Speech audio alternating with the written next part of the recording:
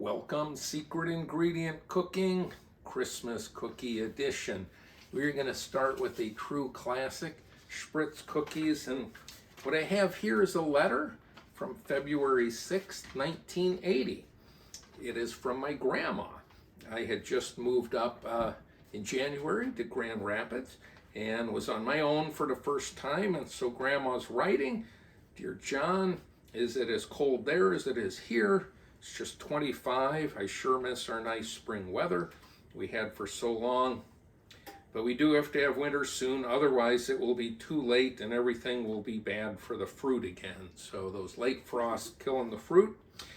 John, how is your cooking and baking coming along?" Grandma wanted to know. Soup, chili, Spritz, and chocolate chip cookies. That one's on the bag, that recipe. But this is Spritz cookies here from Grandma. At the end, she does say at the end of this letter, "Love, Grandma Holzer. You do not need to write, as I know you don't have much time." In classic Grandma fashion, but here's Spritz cookies. We're going to make a slight mod from Grandma's recipe just for this Christmas edition. We have 3/4 cup of sugar. We have 2 sticks of butter or margarine. We have 1 egg, 2½ cups of flour, measured that out, 1 teaspoon baking powder, 1/2 teaspoon salt. Normally we would use 1 teaspoon of vanilla. For this special Christmas edition, I'm going to vary that and use orange extract as a little seasonal modification. I think will be fun. So why don't we get going with that? First thing we're going to do, as normal, is cream the butter and sugar. So here we go with that. 1 stick of butter and 2 sticks of butter. Another way to think of Spritz cookies, and here's the 3/4, is sugar cookie. We're going to let the trusty KitchenAid do the work. Grandma did this all by hand. All right, we are now ready for the next step. Next in, we're going to go 1 teaspoon of the orange extract.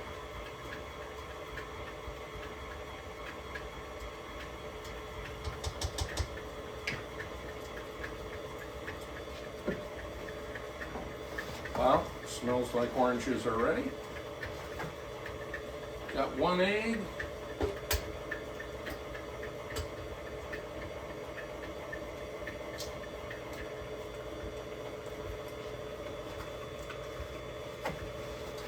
Back in here, out to the compost later.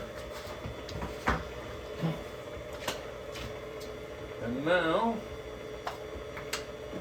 baking powder. We got 1 teaspoon.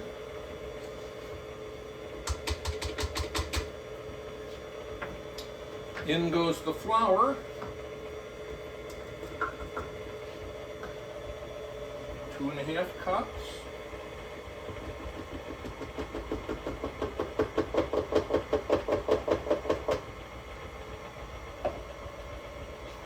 Once that gets mixed in a little better, we're going to add that salt at the end. This is the coarse salt. I don't really want it dissolving or breaking down too much.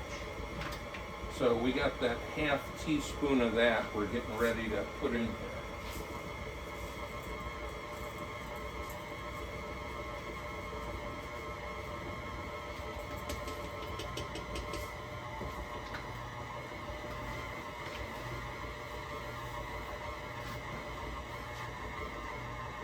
Now getting mixed together nicely. I'll let you see that just 1 second.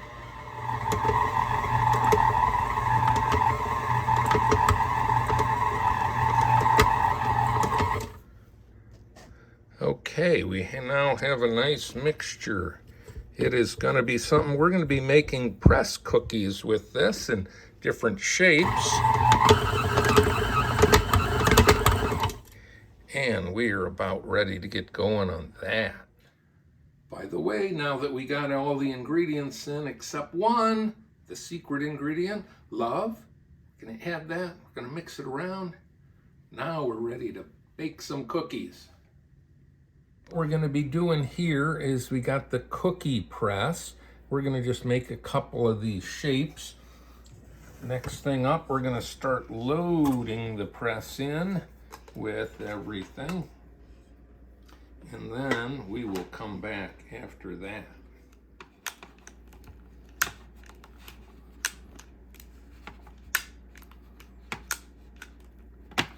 Nice art getting these, but this is a particularly enjoyable shape I've found. It's funny how the shape seems to somehow affect the flavor. It doesn't make sense necessarily, but I'm gonna make a handful of these and then we'll come back and put a few sprinkles on and then get baking.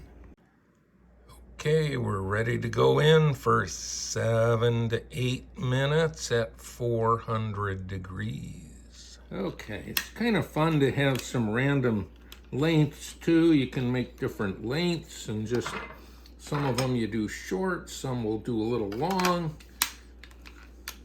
By the way, Grandma's note said that we don't have to grease the pan, so that's what's happening.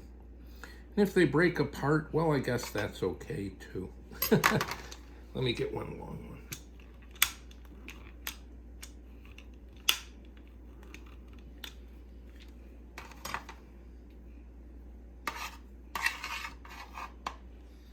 Okay, here's our finish.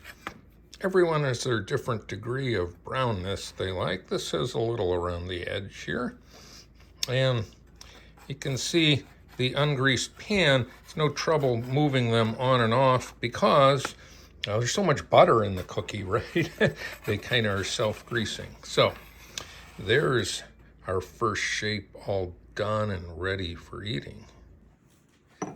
By the way, this sugar we're using, the crystal sugars here, it's an imprecise thing, getting it exactly on there. So you might as well, in the name of it not melting all over your cookie sheet, try to brush it off if you end up with some stray sugar here and there. Other thing too, that 7 to 8 minutes I mentioned, if you like it a little more brown around the edges, that probably goes to 8 to 10 minutes, you know, and it also depends on the thickness of the specific cookie shape you're using. So a few options, things to watch out for. The next batch is out, and you can see they have a lovely little brownness on the bottom, and if you eat one, you get that nice little pop of salt from that big coarse salt too. Okay, the Christmas trees are out. You know, if you actually wanted green trees, you could just put a little green dye in that. Cookie dough is another way to do that, but we did it with sprinkles here. There are sprinkles of all sorts of shapes, you know, and so whatever the season may be, you can certainly customize your cookie to fit that.